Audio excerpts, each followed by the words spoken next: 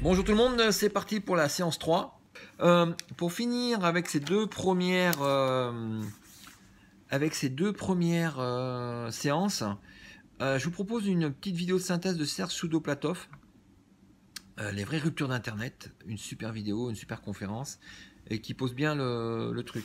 À propos de Serge Soudoplatov, sous cette vidéo des ruptures d'internet, je vous en ai mis une autre qu'on a filmée ici à la BU avec Serge et d'autres compères qu'on va voir arriver dans cette séance aujourd'hui.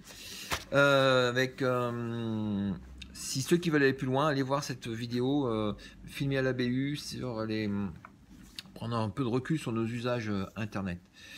Et pour ceux qui veulent aller encore plus loin, qui ont le temps, qui aiment potasser dans les livres, il y a le bouquin de Serge qui est pas mal, que vous trouvez à la BU avec cette référence là. Je vais vous donner les étages, à quel endroit on peut trouver ça.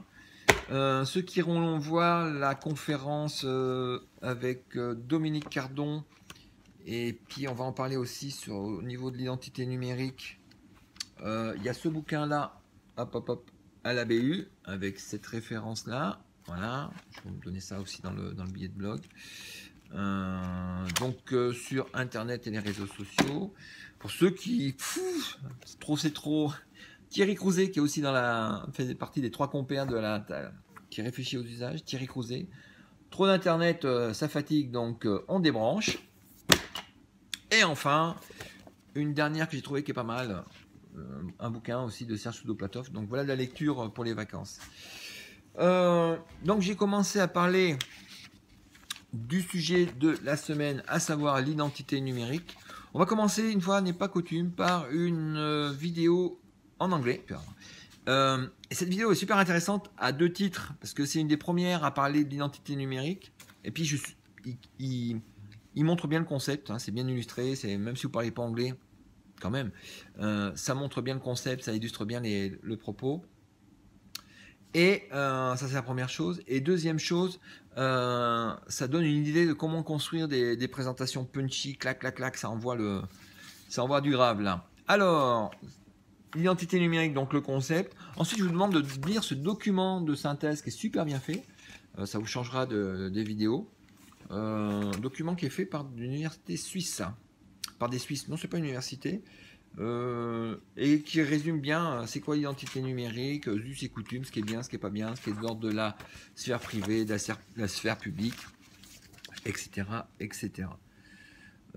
Et pour finir, je vous demande de faire tout un tas d'activités un peu pour vous tester votre identité numérique, faire des activités, donc il y en a 3, 4, 5. Pour faire un peu de boulot. J'ai pas mis de wiki cette fois-ci parce que vous n'êtes pas énervé sur mes wikis. Bon, prise de notes collaborative. Si vous en voulez, vous me refaites signe, j'en remettrai. Et puis surtout, je n'en ai pas mis parce que, par exemple, sur l'identité numérique, il y a un super billet de Dominique Cardon.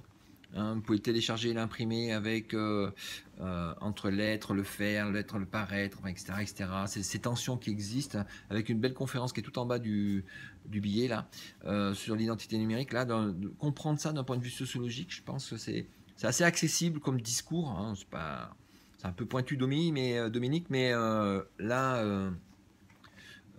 justement avec l'article, vous l'imprimez, vous le téléchargez, vous mettez dans un coin, vous pouvez le consulter.